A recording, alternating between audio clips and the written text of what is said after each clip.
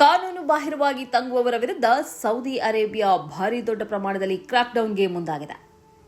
Visa ಅವಧಿ ಮುಗಿದ ಬಳಿಕ ದೇಶದಲ್ಲಿ ಉಳಿದವರನ್ನ ಅದು ಕಠಿಣವಾಗಿ ದಂಡಿಸಲು ನಿರ್ಧರಿಸಿದೆ. ಈ ಕುರಿತಂತೆ ಅದು ಬಲವಾದ ಎಚ್ಚರಿಕೆಯನ್ನ ನೀಡಿದೆ.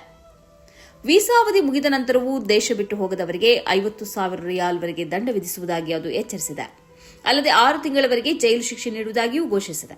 ಆ ಬಳಿಕ ಗಡೀಪಾರು ವಿಧಿಸಲಾಗುವುದು ಎಂದು ಸೌದಿ ಸಚಿವಾಲಯ ತಿಳಿಸಿದೆ. ಸಾಮಾನ್ಯವಾಗಿ ಓವರ್ ಸ್ಟೇ ಆದವರನ್ನ ಸೌದಿ ಅರೇಬಿಯಾ ಪ್ರತಿ ವರ್ಷ ಭಾರತಕ್ಕೆ ಮರಳಿಸುತ್ತಾ ಬಂದಿದೆ. ಆದರೆ ಇಷ್ಟೊಂದು ದೊಡ್ಡ ಪ್ರಮಾಣದಲ್ಲಿ ದಂಡ ವಿಧಿಸುವ ಬಗ್ಗೆ ಅದು ಈವರೆಗೆ ಸೂಚಿಸಿರಲಿಲ್ಲ.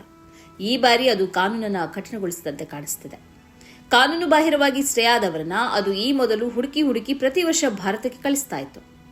2021ರಲ್ಲಿ 8,887 ಮಂದಿಯನ್ನು ಸೌದಿ ಅರೇಬಿಯಾ ಭಾರತಕ್ಕೆ ಕಳಿಸಿಕೊಟ್ಟಿತು.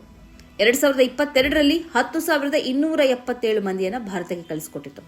2023ರಲ್ಲಿ 11,486 ಮಂದಿಯನ್ನು ಭಾರತಕ್ಕೆ ಕಳಿಸಿಕೊಟ್ಟಿತು.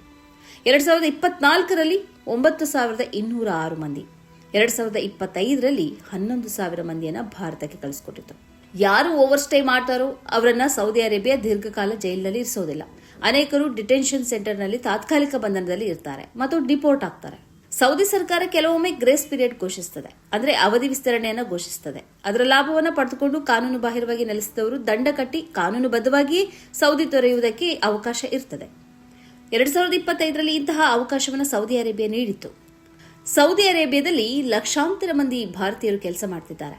ಈ ಹಿನ್ನೆಲೆಯಲ್ಲಿ ಯಾರಾದರೂ ಓವರ್ ಸ್ಟೇ ಆಗಿದ್ರೆ ಅಥವಾ ಆಗುವ ಸಂಭವ ಇದ್ರೆ ಈಗಾಗಲೇ ಎಚ್ಚೆತ್ತುಕೊಳ್ಳುವುದು ಅಗತ್ಯ. ಈ ಕಾರ್ಯಕ್ರಮದ ಪ್ರಾಯೋಜಕರು Gadiyar group of companies, specialised in piling and shoring, engineering consultancy, fire fighting, steel structures, real estate.